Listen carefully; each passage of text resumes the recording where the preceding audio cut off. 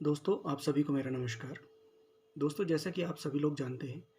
कि जो हमारे सेंट्रल बोर्ड हैं या स्टेट बोर्ड हैं, उन सभी के जो 10th और 12th के जो एग्ज़ाम्स हुए थे, उनके रिज़ल्ट्स या तो बहुत सारे बोर्ड्स ने डिक्लेयर कर दिए हैं या आने वाले कुछ दिनों में डिक्लेयर करने वाले हैं। दोस्तों, ये एक बहुत बड़ा आयाम है जिसमें कि हम जो हमारे घरों में यंगस्टर्स होते हैं, जो उनकी पहली सीढ़ी है 10th या जो दूसरी सीढ़ी है 12th, उनके रिज़ल्ट्स हम लोग देखते हैं और हमें उनके भविष्य को जानने के बारे में एक बहुत अच्छा मौका मिलता है कि उन्होंने उनकी प्रोग्रेस क्या रही है। लेकिन दोस्तों, रिज़ल्ट है, ज़माने का भी यही दस्तूर है कि जब हम परीक्षा देते हैं तो परीक्षा में 2 ही चीज़ें होती हैं, या तो व्यक्ति सफल होता है या असफल होता है। और जो मूल्यांकन का एक तरीका है या असेसमेंट का एक तरीका है, उसमें भी कुछ पैरामीटर्स सेट किए गए हैं जिनके अकॉर्डिंग हम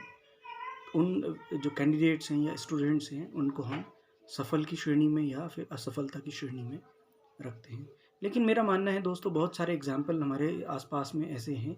कि जो व्यक्ति अगर इन जो परीक्षाओं में किसी कारणवश चुनौतियों के कारण सफल नहीं हो पाए, तो ऐसा कतई नहीं है कि वो ज़िंदगी में कुछ कर नहीं सकते हैं। बहुत सारे एग्जाम्पल्स ऐसे हैं हमारे आसपास जो किन्हीं कारणों से इन परीक्षाओं में सफल नहीं हो पाए, लेकिन उन्होंने आगे चल के अपनी ज़िंदगी में को या ज़िंदगी को नए सफलताओं के आयाम पे कि शिखर पे लाके खड़ा किया है। तो दोस्तों, ऐसा ही मेरा भी मानना है कि जो ये सफलता और असफलता का आयाम है, ये ज़्यादा मायने रखता नहीं है। हाँ, सिर्फ असेसमेंट का मायने है जिसको हमें समाज भी स्वीकार करता है और हमें भी स्वीकार करना पड़ेगा। तो मैं उन सभी के जो कैंडिडेट्स हैं या स्टूडेंट्स हैं, उन सभी को मेरी बहुत-बहुत शुभकामनाएँ देता हूँ, जिन्होंने जिन इन परीक्षाओं में अच्छे अंकों के साथ उत्तीर्ण की हैं या फिर करने आने वाले समय में वो करेंगे, और उनके उज्जवल भविष्य की कामना करता हूँ। ऑन द अदर साइड, अब ऐसा कतई नहीं है कि जो नहीं कर पाए, उनके लिए हम कुछ नहीं कह सकते। तो दोस्तों, मेरा मानना है कि इन परीक्षाओं में जो लोग असफल हो गए हैं या जिनको हम पास और फेल की श्रेणी में रखते हैं, तो फेल FAIL यानी कि first attempt towards independent learning, यानी कि ये आपको एक पहला मौका मिला है जिससे आप अपने लिए, अपने जो आपने संघर्ष किए हैं उनके द्वारा आप अपनी ज़िंदगी को एक नए आयाम पे ले जा सकते हैं। और मेरा मानना उन पेरेंट्स के साथ भी रिक्वेस्ट है कि मैं उनसे भी कहूँगा कि सिर्फ कागज़ का ये जो एक आपको दिख रहा है आज, ये सिर्फ एक कागज़ का टुकड़ा है, लेकिन जो यंगस्टर है जो आपके घर में है वो आपके कलेजे का टुकड़ा है। तो अब आपको डिसाइड करना है कि ये कागज़ के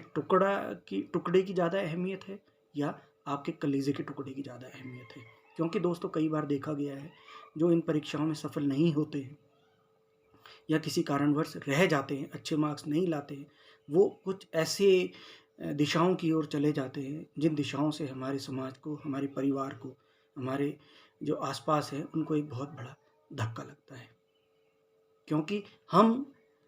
इस तरीके के शब्दों का चयन करके उनको इस तरीके के तनाव में या डिप्रेशन में ले आते हैं, जिससे मजबूरन उन्हें इस तरीके की जो दिशाओं की ओर जाना पड़ता है। तो मेरा सभी से एक अनुरोध है, कृपया इस तरीके के कोई भी तनाव को किसी को भी न लाया जाए। और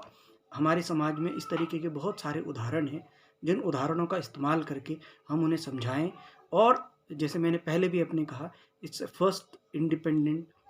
first attempt towards independent learning, ये पहला अटेम्प्ट होगा। सिर्फ नज़रिया है दोस्तों, देखने का नज़रिया अलग-अलग है, तो कृपया हम उनको इस नज़रिए से ना देखें। आधा गिलास भरा है या आधा गिलास खाली है, ये आपके नज़रिए पे डिपेंड करता है। तो हम हमेशा एक सकारात्मक सोच की ओर सकारात्मक सोच लें और सकारात्मक सोच की तरह से हम आगे को बढ़ें, जिससे कि हम उन जो हताश व्यक्ति हो गए हैं, हालाँकि होना नहीं चाहिए, लेकिन समाज का मूल्यांकन का क्राइटेरिया है, हमें उसे स्वीकारना पड़ेगा। तो उसका क्राइटेरिया को स्वीकार करते हुए हम first attempt towards independent learning की ओर जाएँ और उन्हें दोबारा से तैयार करें समाज की चुनौतियों को स्वीकार करने के लिए, और उस लर्निंग के लिए तैयार करें ताकि वो अपने आने वाले भविष्य में अच्छा कर सकें, कि करने के साथ-साथ अपना, समाज का तथा अपने परिवार का नाम शिखर की बुलंदियों पे पहुँचाएँ। धन्यवाद, नमस्कार।